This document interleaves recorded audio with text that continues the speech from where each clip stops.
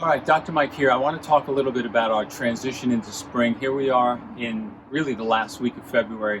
And thank goodness we've got sunshine and really clear day today.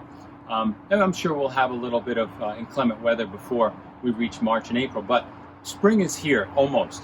And when spring comes, a lot of times what I see is my patients not only have they been sick throughout, and not all of my patients, a lot of my patients stay healthy throughout the winter months, but a lot of folks have gone through a roller coaster of the flu, the colds, stomach bugs through the house, all these things.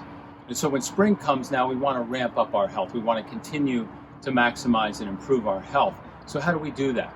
A lot of times people they get into the mindset of being germophobic. And what I mean by that is that we always blame the bug, we blame the virus, we blame the cold virus, whatever it is, the bug that gets us sick.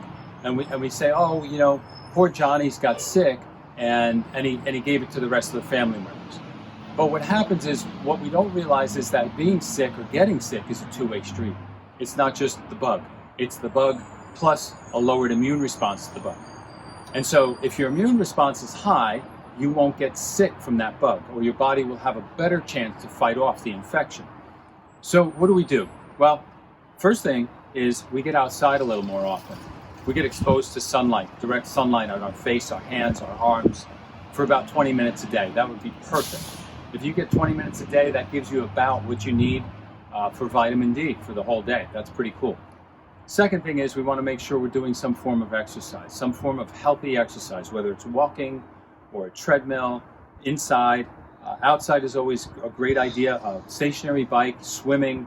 Want to make sure you're active. Yoga, stretching, very important. Another thing which gets overlooked is we want to get enough sleep. I see it with a lot of the kids. They're not sleeping enough.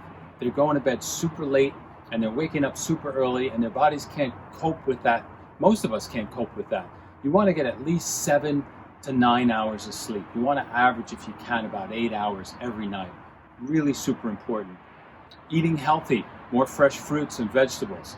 You want to have about 70% of the food you eat to have some form of water content embedded in the food. So what does that mean? Vegetables and fruits, primarily. And then you could add some healthy meats and some healthy grains and things like that. So in general, what I try to do is get practice members to understand that it's not just avoiding the bad things, but moving towards the good things. What are those things that can ramp up your immune system? More prayer, more meditation, more yoga, more stretching, more exercise, more adjustments, because adjustments can improve immune response by 40%. These are all things that build the body from the inside out to make it resilient and very adaptable to the internal and external stress of our world. So remember, stay informed and get adjusted.